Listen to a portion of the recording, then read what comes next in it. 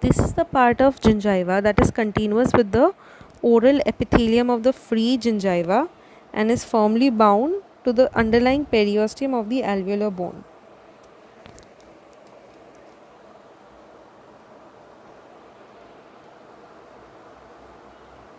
So,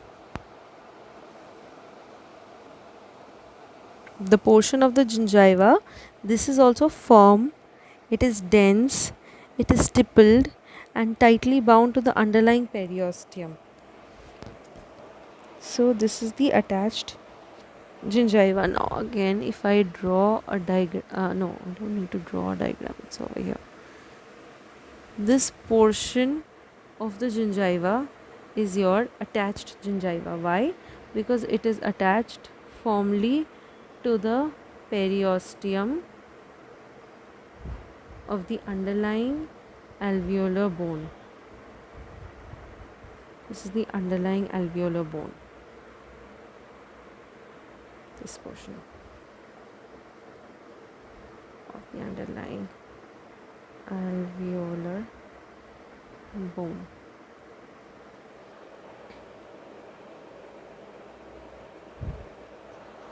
Okay. So the mucogingival junction is a stable landmark. Okay, and now the attached gingiva is usually stippled. So basically, what is stippling? It is stippling is when there will be slight elevations and depressions microscopically, because of which it will give an orange peel appearance. This gives an orange peel appearance only when it is extremely dry. You have to dry it, and then you will see that very small regularly spaced depressions you can see on the surface. So some concept is that if the stippling is absent, it means that there has been an increase in the increase in the intercellular fluid present in the attached gingiva. That is basically because of an exudate, and exudate meaning an inflammatory process is happening underlying over there. So because of which your stippling is absent. But absence of stippling alone should not be considered as a mark for periodontal disease. However, when stippling is absent, it may indicate that periodontal disease is present and inflammatory reaction is happening underneath.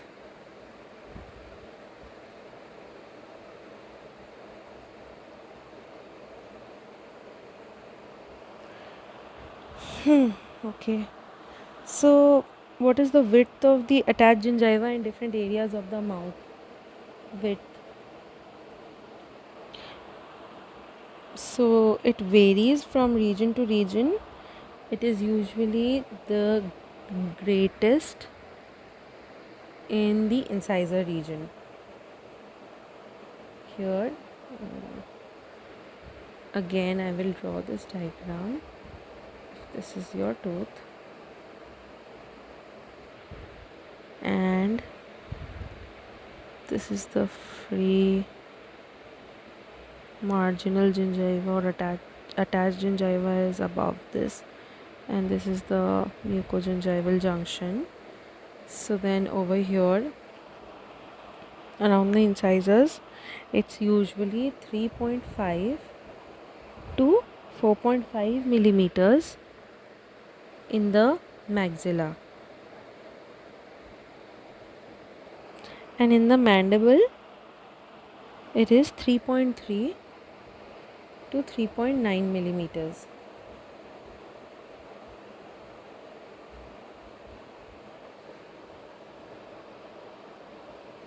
Okay. Now, where is it the lowest, the least width of attached gingiva is around the premolars, mm, mostly in the posterior areas, around the first premolar. Okay. So in the maxilla, it is 1.9 millimeters, and in the mandible, it is 1.8 millimeters. So now in width of attached gingiva, variation of 1 to 9 millimeters has been reported. Okay. So one interesting thing to note is that in 1972, two important dates to remember here is one is 1972. In 1972, Lang and Low, in a study, these people reported that areas with less than 2 millimeters of keratinized tissue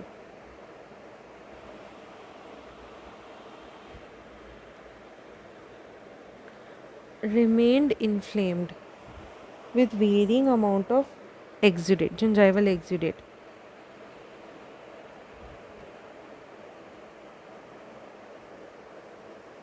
So they indicated that at least greater than 2 millimeters of keratinized tissue is important. However, in 1980, 1980 is the second important date, Linde and I don't know how you pronounce this name, so I'm going to say Nyman,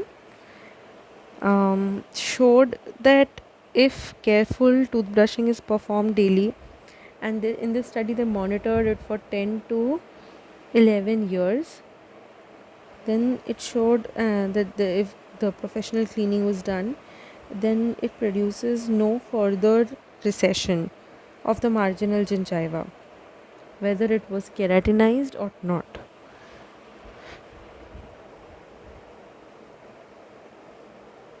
So basically it's all about maintaining proper oral hygiene. Coming to the interdental gingiva.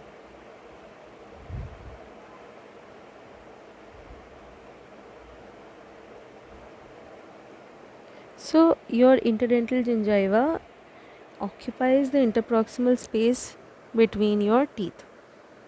So if again drawing diagram wherein this is your tooth, this is another tooth, forgive me for my diagram, and this will be your interdental gingiva. So in anterior teeth, it is in the shape of pyramid, this triangle shape. Okay.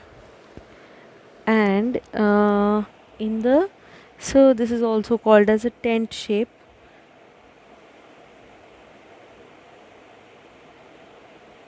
Or a conical shape, and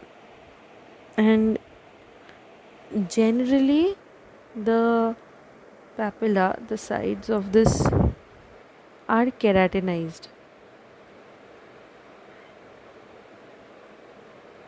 However, the central portion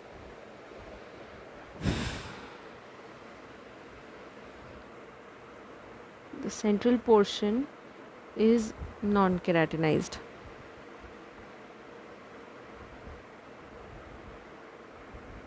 Why? Because it is the point where the junctional epithelium of these two teeth are joining. So that is why it is non-keratinized. We'll come to the microscopic features later on.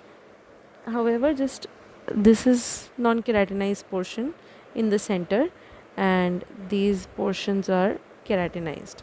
Sorry.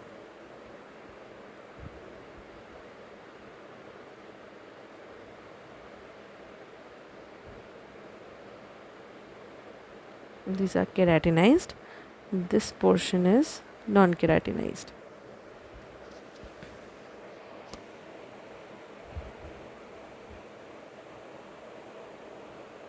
Okay. So, in the anterior teeth, this shape is a conical one.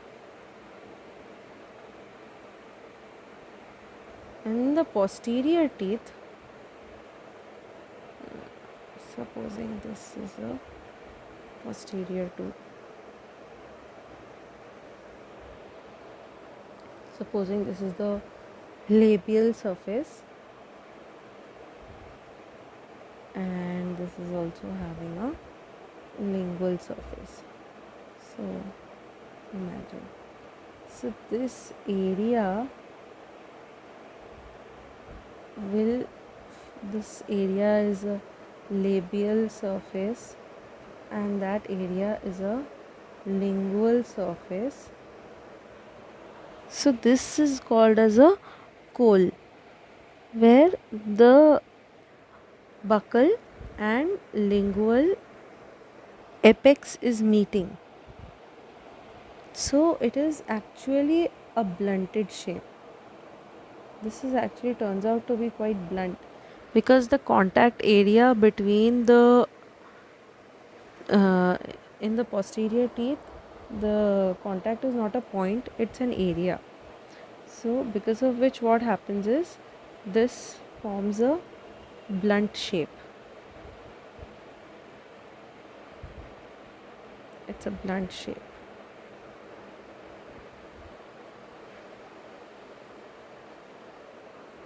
Imagine this is the lingual portion. So since it is a blunt shape, and so basically the dimension of this is determined by the contact area.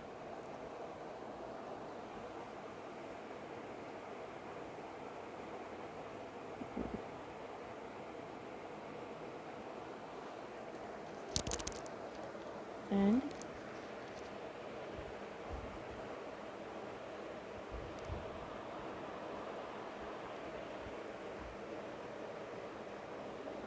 some more facts.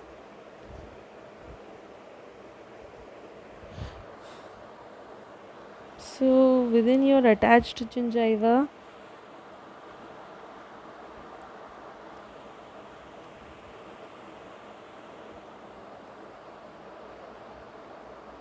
so we covered what types of in gingiva we covered. One is your marginal gingiva, then we covered your attached gingiva, then we covered the interdental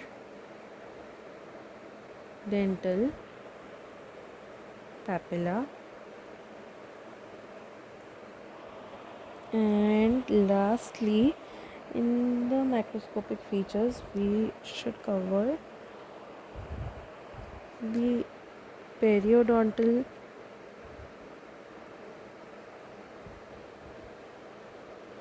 phenotype. What is a periodontal phenotype?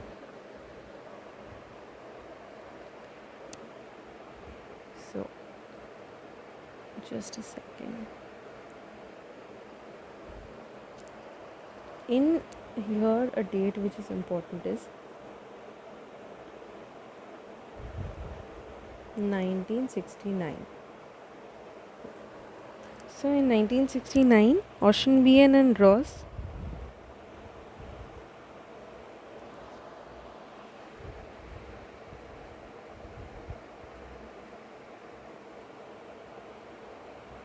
Ocean and Ross.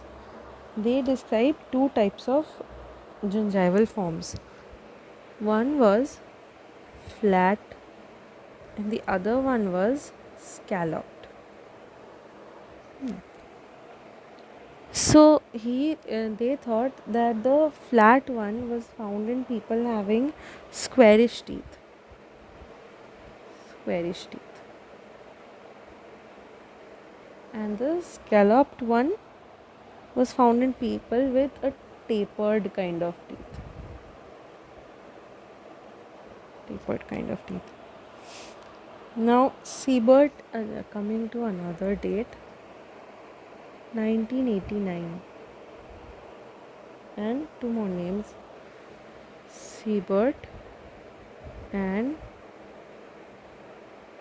Linde. They use the term periodontal biotype to describe the gingival forms. Okay, periodontal biotype. So the periodontal biotype they described were either two types, thin and scalloped or thick and flat.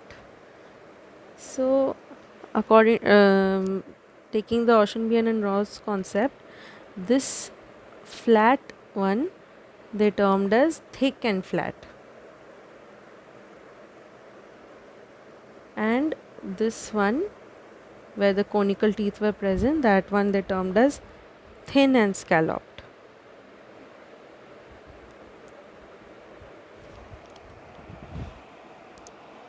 Now the term periodontal biotype has been replaced with the term periodontal phenotype in the 2017 World Workshop classification.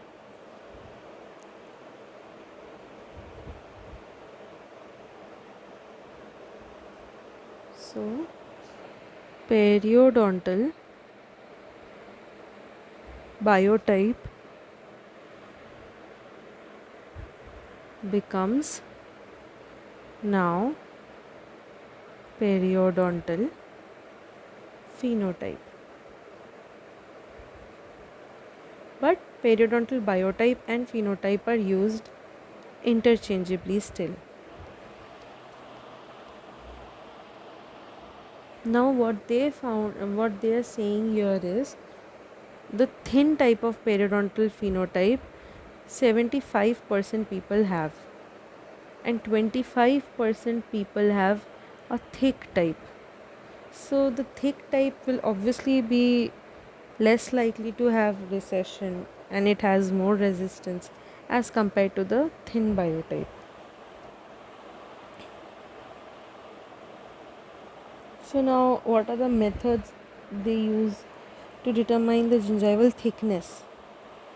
So what all we can use is we can use injection needles, we can do transgingival probing, we could take histologic sections, CBCT, etc. So with this we end the microscopic features of macroscopic features of gingiva, and next later on we will see the microscopic features of gingiva.